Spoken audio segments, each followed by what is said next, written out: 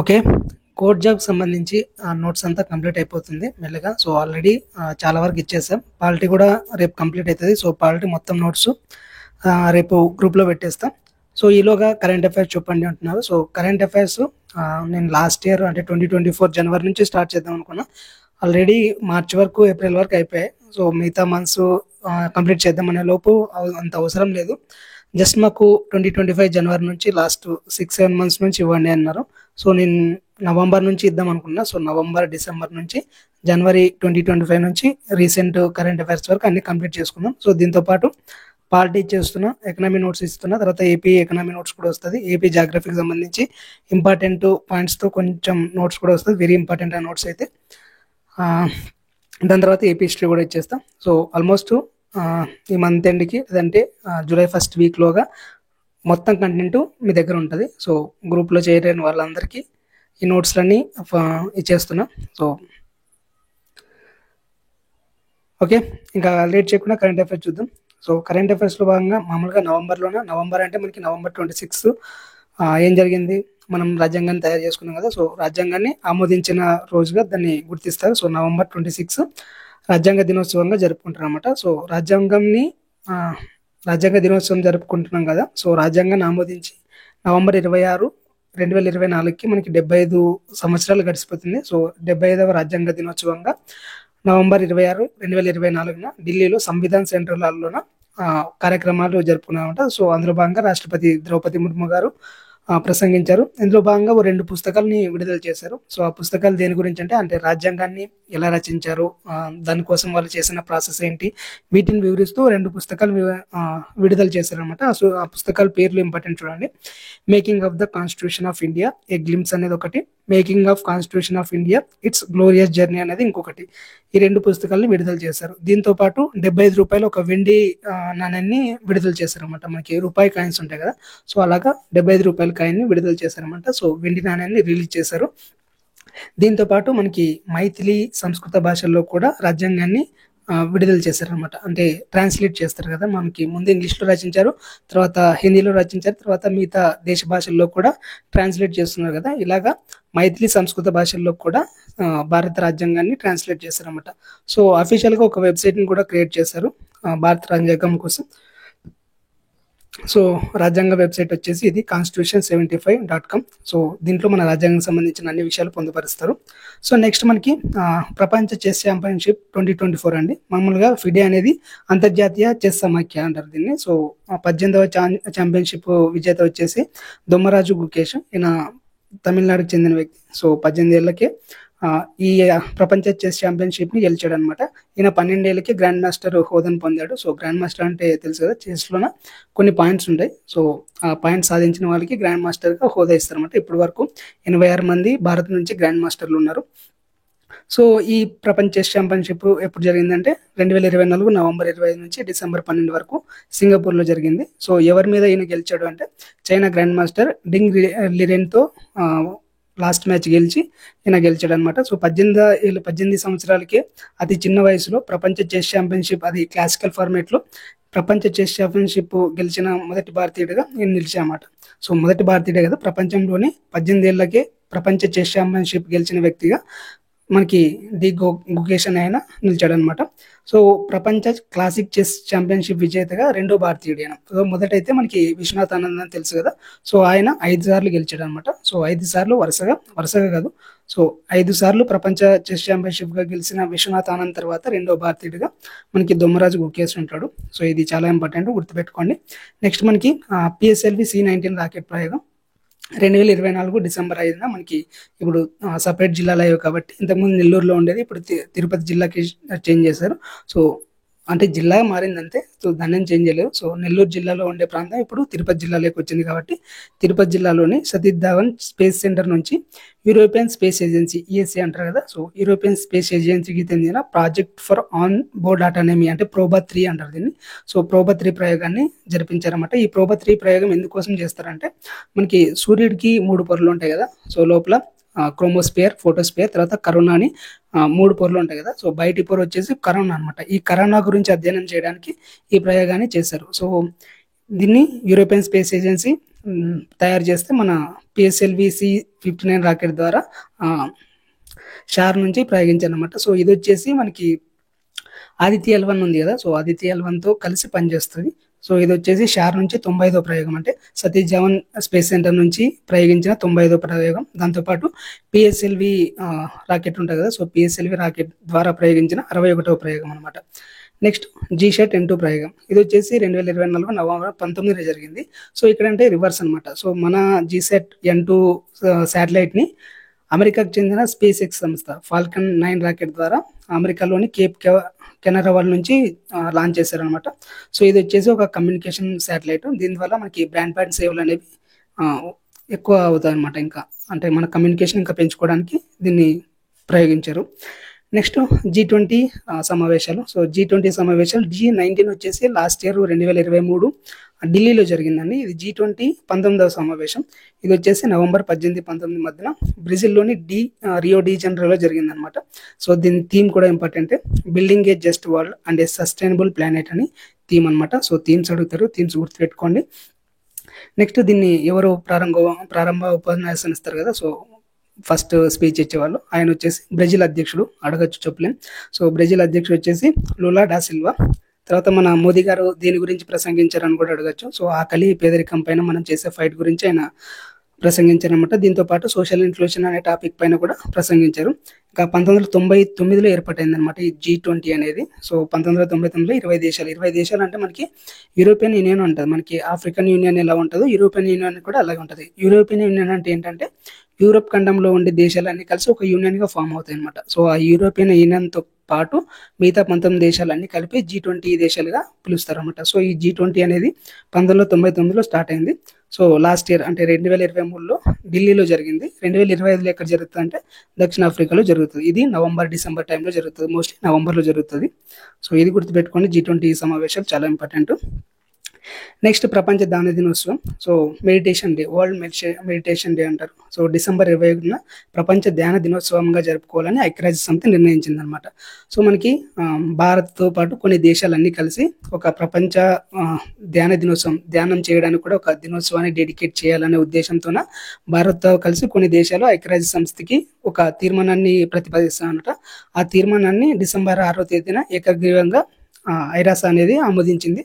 So దీంతో December 21 ప్రతి సంవత్సరం డిసెంబర్ 21వ తేదీన ప్రపంచ ధ్యాన దినోత్సవంగా జరుపుకుంటారు అనమాట. సో అది కూడా ఇంపార్టెంట్. నెక్స్ట్ మనకి కొన్ని ముఖ్య పథకాలు రిలీజ్ చేస్తారనమాట నవంబర్-డిసెంబర్కి సంబంధించి. సో కేంద్ర పథకాలు ఇవి. కేంద్ర పథకాల్లో భాగంగా LIC బీమా సఖీ యోజన అనేది ఒకటి రిలీజ్ చేస్తారు. దీంట్లో ఏముంటుందంటే దేశంలోని 1 లక్ష మంది మహిళలు, అంటే 18 ఏళ్ళ నుంచి 70 ఏళ్ళ మధ్య ఉండే మహిళలకి 1 లక్ష మందికి దీంట్లో మామూలుగా LICలో మనకి ఇన్సూరెన్స్ చేయిస్తారు కదా, సో అలాంటి ట్రైనింగ్ ఇస్తారు అన్నమాట. సో 1 లక్ష మందికి ట్రైనింగ్ ఇచ్చి దాని ద్వారా వాళ్ళకి ఆర్థిక అక్షరాస్యత, అంటే మనకి డబ్బుల గురించి వాళ్ళకి అవగాహన కల్పించడం, ఇలాంటి వాటిని తీసుకురావడానికి ఈ పథకాన్ని తీసుకొచ్చారు. సో వాళ్ళకి ఒక 1 ఇయర్ ట్రైనింగ్ ఇచ్చి తర్వాత పర్మనెంట్ వర్కర్స్గా కూడా, అంటే డిగ్రీ చదివిన వాళ్ళకి పర్మనెంట్ వర్కర్స్గా పదవులు అంటే ఉద్యోగాలు ఇస్తారనమాట. సో దీనికి ప్రజెంట్ అయితే 10th క్లాస్ ఉంటుంది. సో 10th క్లాస్ కంప్లీట్ చేసిన 18 నుంచి 70 ఏళ్ళ లక్ష మందికి మహిళలకి ఈ LIC బీమా సఖీ యోజన అనేది వర్తిస్తుంది. సో ఇందులో 1 ఇయర్ ట్రైనింగ్ ఇచ్చిన తర్వాత ఎవరైతే డిగ్రీ కంప్లీట్ చేసి ఉంటారో వాళ్ళకి ఉద్యోగాలు ఇస్తారన్నమాట LICలో. నెక్స్ట్ జలవా పథకం అనేది ఒకటి తీసుకొచ్చారు, డిసెంబర్ 15న ప్రారంభించారన్నమాట. మనకి కొన్ని జల రవాణా గురించి చెప్పాను కదా నేను జాగ్రఫీలో భాగంగా. గంగా నదిలో ఒకటి, తర్వాత బ్రహ్మపుత్ర నదిలోన మనకి జల మార్గాలు ఉన్నాయని కదా, నేషనల్ వాటర్ వేస్. ఈ నేషనల్ వాటర్ వేస్ ద్వారా మనకి సరుకుల్ని రవాణా చేయడానికి ప్రోత్సహించడానికి, సరుకుల రవాణా ప్రోత్సహించడానికి జలవాహక పథకాన్ని ప్రారంభించారు అనమాట. నెక్స్ట్ వినియోగదారులు, ఇప్పుడు మనం ఏదైనా ఒక ప్రోడక్ట్ కొంటాం, ఏదైనా వస్తువు కొంటాం, ఆ వస్తువు మనకి పనిచేయలేదండి, లేదంటే ఏదైనా డిఫాల్ట్ ఉంది, సో దాని గురించి ఫిర్యాదు చేయడానికి, అంటే ఈజీగా ఫిర్యాదు చేయడానికి ఒక పోర్టల్ తీసుకొచ్చారు అనమాట. ఈ దాఖలు అనే పోర్టల్ తీసుకొచ్చారు. సో ఈ 3 కూడా ఇంపార్టెంటే. నెక్స్ట్ మన ఏపీకి సంబంధించి కోర్ట్ జాబ్కి సంబంధించి చాలా ఇంపార్టెంట్ ఇవి. సో ఫస్ట్ వచ్చేసి మనకి ఆంధ్రప్రదేశ్ తీరరేఖ ఉంది కదా, సో తీరరేఖ పొడవు మనం ఇంతకుముందు 972 కిలోమీటర్లను చదువుకున్నాం కదా. సో ఇప్పుడు ఆ తీరరేఖ పొడవు పెరిగిందనమాట. సో పెరగడం అంటే సముద్రం దగ్గరికి రాలేదు, అలాగని భూ విస్తీర్ణం పెరగలేదు. ఇంతకుముందు కొలిచినప్పుడు అంత అక్యురేట్గా కొలవలేదు అనమాట. కొన్ని వంపులు తిరిగింటాయి, కొన్ని అంటే మనం మ్యాప్ చూస్తే మొత్తం స్ట్రైట్ లైన్ ఏమి ఉండదు కదా. సో జిగ్జాగ్గా ఉంటుంది కాబట్టి ఇంతకుముందు అంత అక్యురేట్గా కొలవలేదు అనమాట. ఇప్పుడు అక్యురేట్గా కొలిస్తే మనకి 1027 కిలోమీటర్లు వచ్చిందనమాట ఆంధ్రప్రదేశ్ తీరరేఖ. సో మనం ఇంతకుముందు సెకండ్ ప్లేస్లో ఉన్నాం కదా, ఇప్పుడు థర్డ్ ప్లేస్లోకి వెళ్ళాం. ఫస్ట్ గుజరాత్ అలానే ఉంటుంది, సెకండ్ మనకి తమిళనాడు వస్తుంది, థర్డ్ వచ్చేసి తీరరేఖ పొడవులోనే ఆంధ్రప్రదేశ్ ఉంటుంది. సో తీరరేఖ పొడవులో మొదటి రాష్ట్రం ఏదంటే గుజరాత్, రెండో రాష్ట్రం తమిళనాడు, మూడో రాష్ట్రం ఆంధ్రప్రదేశ్ వస్తుంది అనమాట. సో నెక్స్ట్ ఈ తీరం ఉంటుంది కదా, ఆ తీర రేఖల్లో కోతకి ఎక్కువ గురవుతుంది అనమాట. సో తీర ప్రాంతాల్లో కోతకి ఎక్కువ గురవుతున్న రాష్ట్రంలో పశ్చిమ బెంగాల్ ఫస్ట్ ఉంటుంది. మనకి 4వ రాష్ట్రం వచ్చేసి ఏపీ ఉంటుంది అనమాట. సో అది కూడా గుర్తుపెట్టుకోండి. నెక్స్ట్ మనకి ఆంధ్రప్రదేశ్లోన గంజాయి కానీ డ్రగ్స్ కానీ ఇలాంటి మాదక ద్రవ్యాలు ఎక్కువైపోతున్నాయి కదా. సో వీటిని కట్టడి చేయడానికి ఈగల్ అనే ఒక శాఖని ఏర్పాటు చేస్తారు. ఈగల్ అంటే ఏంటి గుర్తుపెట్టుకోండి, elite anti narcotics group for law enforcement అనే దాన్ని ఏర్పాటు చేశారు అనమాట. నెక్స్ట్ మనకి దేశంలో తొలిసారిగా వాట్సాప్ గవర్నెన్స్ తీసుకొచ్చిన రాష్ట్రం ఏదంటే ఆంధ్రప్రదేశ్. సో 153 రకాల సేవల్ని వాట్సాప్ ద్వారానే అందిస్తారు అనమాట. సో మనకి ఏదైనా సర్టిఫికేట్ కావాలన్నా, ఏవైనా ఆఫీసులో గవర్నమెంట్ ఆఫీసులో వర్క్స్ ఉన్నా కూడా మనం ఆఫీస్ చుట్టూ తిరుక్కోకున్నట్ల మొత్తం వాట్సాప్లోనే మన కావాల్సిన సమాచారం అంతా పొందుపరుస్తారు అనమాట. సో 153 రకాల సేవలను అందిస్తున్నారు. ఇది ఇంకా ఇంప్రూవ్ అవ్వాలి. నెక్స్ట్ నరసాపురం లేసులు ఉంటాయి కదా, సో నరసాపురంలో లేసులు తయారు చేస్తారండి. ఇవి వచ్చేసి మనకి ఒక 200 years బ్యాక్ స్వీడన్ నుంచి మిషనరీలు వచ్చాయి. క్రైస్తవ మతాన్ని ప్రచారం చేయడానికి మిషనరీలు వచ్చాయి. ఆ మిషనరీ వాళ్ళు ఈ లేసులు అల్లికని వాళ్ళు నేర్పించిపోయారు అనమాట ఆ టైంలోన. సో అవి ఇప్పుడు బాగా ఫేమస్ అయినాయి. సో నరసాపురం లేసులకి భౌగోళిక గుర్తింపు, ఇది జియోగ్రాఫికల్ ఐడెంటిటీ అంటారు అనమాట. సో ఒక ప్రాంతం యొక్క ప్రత్యేకతని తెలియజేస్తాయి. సో భౌగోళిక గుర్తింపు అంటారు. సో నరసాపురం లేజర్కి భౌగోళిక గుర్తింపు ఇచ్చిందనమాట. నెక్స్ట్ అమర్జీవి పొట్టి శ్రీరాములు మనకి ఆంధ్ర రాష్ట్ర అవతరణ కోసం ఆయన నిరాహార దీక్ష చేస్తారు కదా. సో December 15న నిరాహార దీక్ష చేస్తూ ఆయన చనిపోతారు అనమాట. సో ఆయన చనిపోయిన రోజుకి గుర్తుగా ఆత్మార్పణ దినంగా జరుపుకోవాలని ఆంధ్రప్రదేశ్ ప్రభుత్వం నిర్ణయించిందనమాట. దాంతోపాటు మనకి రాష్ట్రీయ గ్రామ స్వరాజ్ అభియాన్లో మనం అమలు చేస్తున్న రాష్ట్రాల్లో 4వ స్థానంలో నిలిచిందనమాట. సో ఇది గుర్తుపెట్టుకొని రాయొచ్చు. నెక్స్ట్ మనకి కనకదాస్ గారు ఉంటారు కదా. సో కనకదాస్ గారు కీర్తనలు రచించేవాళ్ళమాట. సో ఆయన కీర్తనల ద్వారా సమాజంలో అందరు సమానమే అని చెప్తారనమాట. సో ఆయన జయంతిని November 18న జరుపుకుంటారు. సో ప్రతి ఏటా November 18న రాష్ట్ర పండుగగా జరుపుకోవాలని ఏపీ ప్రభుత్వం నిర్ణయించింది. సో ఇది కూడా అడగచ్చు, గుర్తుపెట్టుకోండి. నెక్స్ట్ మనకి జలాంతర్గాములు ఉంటాయి. భారతదేశంలోనే తొలి జలాంతర్గం వచ్చేసి INS కల్వరి అంటారు. ఇది 57 సంవత్సరాలు అయిందనమాట దీన్ని చేసి. సో 57వ వార్షికోత్సవాన్ని December 8న వైజాగ్లో జరుపుకున్నారు. అంత ఇంపార్టెంట్ ఏం కాదు, అడగచ్చు, చెప్పలేం, గుర్తుపెట్టుకోండి. నెక్స్ట్ వేరే రాష్ట్రాలకు సంబంధించి మనకి కొత్తగా 3 న్యాయ చట్టాలను తీసుకొచ్చారు కదా. ఆ 3 న్యాయ చట్టాలని 100% అమలు చేసిన ప్రాంతంగా చండీగఢ్ నిలిచిందనమాట. సో మొదటిగా అమలు చేసిన రాష్ట్రం ఏదంటే చండీగఢ్. నెక్స్ట్ ఉత్తరప్రదేశ్లోనే మహాకుంభమేళ జరుగుతుంది కదా. సో మహాకుంభమేళ జరిగే ప్రాంతాన్ని ఒక సపరేట్ జిల్లాగా ఏర్పాటు చేసింది. మామూలుగా ఇది ప్రయాగ్రాజ్లో ఉండేది. ఇప్పుడు మహాకుంభమేళను ఒక సపరేట్ డిస్ట్రిక్ట్ని ఏర్పాటు చేశారనమాట. తర్వాత దేశంలోని తొలి మహిళా డిపోగా ఢిల్లీలో సఖీ డిపోని ప్రారంభించారనమాట. సో మొత్తం డ్రైవర్స్, వర్కర్స్ అందరూ మహిళలే ఉంటారనమాట. సో దేశంలోని తొలి మహిళా డిపో వచ్చేసి ఢిల్లీలో ఉంది. దీని పేరు సఖీ డిపో అంటారు. నెక్స్ట్ అస్సాంలో ఒక జిల్లా పేరుని చేంజ్ చేశారండి. అస్సాంలో కరీంగంజ్ అనే ఒక జిల్లా ఉంటుంది. ఆ జిల్లాకి ఇంతకుముందు శ్రీభూమి అని మనకి రవీంద్రనాథ్ ఠాగూర్ గారు చెప్తారనమాట. సో ఆ ప్రాంతాన్ని శ్రీభూమిగా ఆయన వర్ణిస్తారు. సో ఆయన గుర్తుగా ఈ కరీంగంజ్ అనే జిల్లాని శ్రీభూమిగా పేరు మారుస్తారు అనమాట. నెక్స్ట్ సైన్స్ అండ్ టెక్నాలజీకి సంబంధించి మనకి ఆత్మాహుతి డ్రోన్స్ అంటారు. సో ఆత్మాహుతి డ్రోన్స్ ఏవి అని కూడా అడగచ్చు. నాగాస్త్ర అనే డ్రోన్స్ని ఆత్మాహుతి డ్రోన్స్ అంటారు అనమాట. ఇవి సూసైడ్ డ్రోన్స్ అంటారు. ఇవి తీసుకొని పోతాయి, ఏదైనా పేలుడు పదార్థాన్ని తీసుకొని పోయి అక్కడ పేలు చేస్తారు అనమాట. దాంతోపాటు ఇవి కూడా పేలిపోతాయి. సో వీటిని సూసైడ్ డ్రోన్స్ అంటారు అనమాట. సో వీటిని భారత సైన్యంలోకి ప్రవేశపెట్టారు. వీటిని మహారాష్ట్ర రాష్ట్రంలో తయారు చేస్తారు. సో దాని పేరు ఏదో మర్చిపోయినా. సో ఇదొకటి గుర్తుపెట్టుకోండి, నాగాస్త్ర అంటారు, ఆత్మాహుతి డ్రోన్స్ అంటారు వీటిని. సో గూగుల్కి సంబంధించి ఒక క్వాంటమ్ చిప్ని తయారు చేసింది. విల్లో అనే చిప్ని ఆవిష్కరించింది అనమాట. ఈ క్వాంటమ్ చిప్ అనేది ప్రస్తుతం ఉండే చిప్స్ అన్నిటిలో ఇదే కొంచెం ఫాస్ట్గా ఉంటుంది అనమాట. అంటే కొంత కోట్ల లెక్కలు కూడా ఈజీగా ఒక సెకండ్లో చేసేంత చిప్ అనమాట ఇది. సో గూగుల్ చిప్ ఏదంటే గుర్తుపెట్టుకోండి, విల్లోని. నెక్స్ట్ మనకి ముఖ్యమైన వ్యక్తుల గురించి కూడా అడుగుతారు. సో ఆ వ్యక్తుల గురించి కూడా నేర్చుకోండి. RBIకి మనకి గవర్నర్ ఉంటారు కదా. సో RBI 26వ గవర్నర్గా సంజయ్ మల్హోత్రా నియమించబడ్డారు అనమాట. సో ఈయనకంటే ముందు మనకి శక్తికాంత్ దాస్ గారు ఉండేవారు. సో ఆయన ఇప్పుడు ప్రధానమంత్రి యొక్క కార్యదర్శిగా చేంజ్ అయినాడు. సో డిసెంబర్ 11 నుంచి సంజయ్ మల్హోత్రా గారు ఆర్బీఐ గవర్నర్గా ఉన్నారు అనమాట.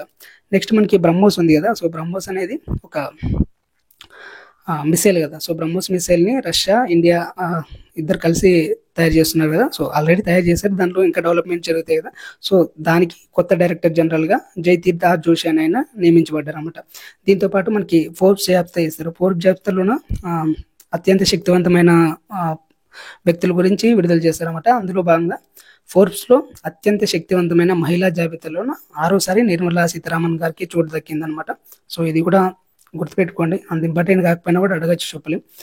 నెక్స్ట్ కాగ్ తెలుసు కదా, కంట్రోలర్ ఆడిటర్ జనరల్ అని. సో మొత్తం లెక్కలన్నీ చూస్తాడు ఆయన. సో దేనికి ఎంత ఖర్చు అయింది, ఎలా ఖర్చు పెట్టారని లెక్కలు చూసాయని కదా మొత్తం భారతదేశం మీద.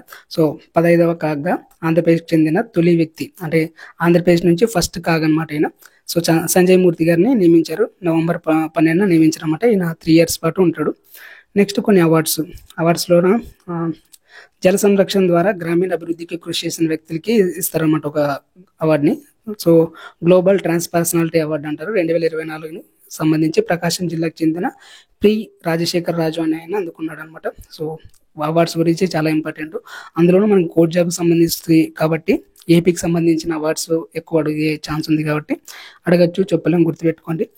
నెక్స్ట్ చిలీ మాజీ అధ్యక్షురాలు మిచెల్ బుచిలెట్కి ఇందిరాగాంధీ శాంతి పురస్కారాన్ని అందించారు. తర్వాత ఆంధ్రప్రదేశ్ రాష్ట్రానికి నేషనల్ ఎనర్జీ కన్వర్సేషన్ అవార్డు లభించింది. తర్వాత ఏపీలో ఒక 4 పంచాయతీలకి బెస్ట్ పంచాయతీ అవార్డులు వచ్చాయన్నమాట. సో వివిధ విభాగాల్లో వచ్చాయి. ఆరోగ్య పంచాయతీ వచ్చేసి బొమ్మ సముద్రం, తాగునీటి సమృద్ధి వచ్చేసి న్యాయం పొడి, పరిశుభ్రత పచ్చదనంలో తగరం పొడి, తర్వాత న్యాయం సామాజిక భద్రతలో ముప్పాళ్ళ అనే పంచాయతీలకి అవార్డులు వచ్చాయన్నమాట. నెక్స్ట్ స్పోర్ట్స్కి సంబంధించి అంతగా ఏమి ఇంపార్టెంట్ ఏవి కాకపోతే చూసుకోండి, చిన్న చిన్నవైనా కూడా ఇంపార్టెంట్ ఏవి. నెక్స్ట్ సమావేశాలు, international cooperative alliance ICA global సదస్సు వచ్చేసి నవంబర్ 25 నుంచి 30 వరకు న్యూఢిల్లీలో జరిగింది. తర్వాత ప్రపంచ 10వ ఆయుర్వేద సమావేశం వచ్చేసి డిసెంబర్ 12 నుంచి 15 వరకు జరిగింది. ఉత్తరాఖండ్లోని డెహ్రాడూన్లో జరిగింది. సో ఇది కూడా గుర్తుపెట్టుకోండి. నెక్స్ట్ దినోత్సవాలు ఇంపార్టెంట్ అండి. సో మనకి నవంబర్ 16 వచ్చేసి జాతీయ పత్రికా దినోత్సవం. సో థీమ్ కూడా ఇంపార్టెంటే, changing nature of the press. తర్వాత డిసెంబర్ 1 తెలుసు కదా, ప్రపంచ ఎయిడ్స్ దినోత్సవం. దీని థీమ్ వచ్చేసి take the right path, my health my right అని.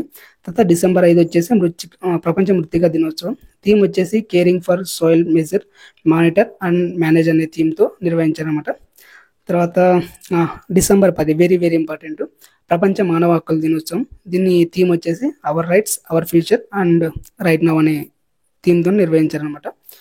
నెక్స్ట్ ఇంకా కొంచెం డీటెయిల్గా వెళ్తే మనకి రామేశ్వరం అని తెలుసు కదా, తమిళనాడులోని రామేశ్వరంలోనే పాంబన్ బ్రిడ్జ్ అనేది చాలా ఫేమస్. సో దేశంలోనే తొలి సముద్ర వంతెన అది. సో సముద్రంలోనే బ్రిడ్జ్ కట్టింటారు అనమాట. సో పైన ట్రైన్ వెళ్తుంది, కింద సముద్రం ఉంటుంది. సో దేశంలో తొలి సముద్ర వంతెన వచ్చేసి రామేశ్వరంలోనే పంబన్ రైల్వే వంతెన. ఇది వచ్చేసి తొలి వర్టికల్ లిఫ్ట్ వంతెన అనమాట. వర్టికల్ లిఫ్ట్ అంటే ఇప్పుడు ఒక బ్రిడ్జ్ ఉంటుంది, ఆ బ్రిడ్జ్ కిందగా మనకి పెద్ద పెద్ద ఓడలు, బోట్స్ వెళ్తాయి అనమాట. సో ఆ బోట్స్, ఆ ఓడలు వచ్చినప్పుడు ఆ బ్రిడ్జిని పైకి లేపుతారు అనమాట. సో పైకి లేపి కింద నుంచి ఓడలు వెళ్ళిపోతాయి. సో అలాంటి బ్రిడ్జిని మొట్టమొదటిసారిగా రామేశ్వరంలో ఏర్పాటు చేశారు. ఇవన్నీ మనకి ఇంపార్టెంట్. సో ఇంకేమైనా మిస్ అయినా కూడా నేను క్వశ్చన్స్ చెప్పేటప్పుడు చెప్తాను. Thank you for watching. ఈ పీడిఎఫ్ మొత్తం నేను టెలిగ్రామ్లో పోస్ట్ చేస్తాను. ఎవరైనా మెంబర్షిప్ తీసుకోవాలనుకుంటే తీసుకొని జాయిన్ అవ్వచ్చు. Thank you for watching. Membership తీసుకున్న వాళ్ళు కొంతమంది పీడిఎఫ్ నోట్స్ ఎక్కడ డౌన్లోడ్ చేసుకోవాలని అడుగుతున్నారండి. సో మీకు ఇలా ఛానల్ ఓపెన్ చేయగానే మీకు ఇలా పోస్టులు కనిపిస్తాయి కదా, పోస్ట్ అని కనిపిస్తాయి కదా, ఆ పోస్ట్ మీద క్లిక్ చేస్తే మీకు పైన ఒక లింక్ కనిపిస్తుందండి. పోస్ట్లోనే మీకు ఫస్ట్లోనే ఒక పోస్ట్ ఉంటుంది. సో ఆ పోస్ట్లో బ్లూ లైన్ ఉంది కదా, ఆ బ్లూ లైన్ మీద క్లిక్ చేస్తే మీకు డైరెక్ట్గా ఛానల్ ఓపెన్ అయిపోతుంది. సో 2 పోస్టులు ఉంటాయి. ఒకటి 3 weeks బ్యాక్ కూడా ఒక పోస్ట్ పెట్టా. ఆ బ్లూ లింక్ మీద క్లిక్ చేస్తే మీకు డైరెక్ట్గా ఛానల్ ఓపెన్ అయిపోతుంది, టెలిగ్రామ్ ఛానల్ ఓపెన్ అయిపోతుంది. సో అక్కడ మీరు చూసుకోవచ్చు. ఇక్కడ పాలిటీ నోట్స్ కానీ, తర్వాత కరెంట్ అఫైర్స్ కానీ, తర్వాత ఏపీ పారాజంబల్స్ కానీ, జాగ్రఫీ కానీ, తర్వాత ఇంగ్లీష్ గ్రామరు, తర్వాత ఇండియన్ హిస్టరీ, తర్వాత ఇంగ్లీష్ గ్రామర్ ఫస్ట్లోనే చెప్పిన కదా, ఆర్ట్ అండ్ కల్చర్ గురించి. ఇవన్నీ నోట్స్ అన్నీ అవైలబుల్గా ఉన్నాయండి. ఇక్కడ మీరు వీటిని చదువుకోవచ్చు, లేదంటే ప్రింట్ కూడా తీసుకోవచ్చు. సో పాలిటీ నోట్స్ నేను గ్రూప్ 2కి సంబంధించిన పాలిటీ నోట్స్ కూడా ఇచ్చేసాను. ఆ ఇంగ్లీష్ కూడా కంప్లీట్ ఇచ్చేసాను. సినోనియమ్స్ కూడా ఇచ్చేసాను. సో అన్ని పీడిఎఫ్స్ గ్రూప్లో అవైలబుల్గా ఉన్నాయి. సో మీరు అక్కడ తీసుకొని డౌన్లోడ్ చేసుకొని ప్రింట్ కూడా తీసుకోవచ్చు. అండ్ కొంతమందికి మెంబర్షిప్ ఎలాగ తీసుకోవాలో తెలియదు అంటున్నారు, వాళ్ళ కోసం చెప్తున్నా. మామూలుగా ఇప్పుడు మీరు ఛానల్ ఓపెన్ చేస్తే మీకు సబ్స్క్రైబ్ బటన్ ఉంటుంది కదా, సబ్స్క్రైబ్ బటన్ పక్కనే జాయిన్ బటన్ ఉంటుందండి. సో జాయిన్ బటన్ క్లిక్ చేస్తే మీకు అక్కడ 2 ఆప్షన్స్ ఉంటాయి, 89 అని 189 అని. సో మీ ఇష్టం ఏదైనా తీసుకోవచ్చు. సో 89 తీసుకోవచ్చు, 189 తీసుకోవచ్చు. సో ఏదో ఒకటి క్లిక్ చేస్తే దాంట్లో పేమెంట్ అడుగుతుంది. సో ఫోన్పే, పేటిఎం లేదంటే కార్డ్స్ ద్వారా కూడా మీరు ఏటీఎం కార్డ్, డెబిట్ కార్డ్స్ ద్వారా కూడా పే చేయొచ్చు. సో పే చేస్తే మీకు మెంబర్షిప్ యాక్టివేట్ అవుతుంది. సో మెంబర్షిప్లో ఉండే వీడియోస్ అన్ని మీరు చూసుకోవచ్చు అనమాట. దాంతోపాటు ఆ మెంబర్షిప్ ట్యాబ్లోనే మనకి టెలిగ్రామ్ లింక్ ప్రొవైడ్ చేస్తాను, దాంట్లో టెలిగ్రామ్లో కూడా జాయిన్ అవ్వచ్చు అనమాట. సో తీసుకోవాలనుకున్న వాళ్ళు ఇలా తీసుకోండి. ఓకేనా? Thank you.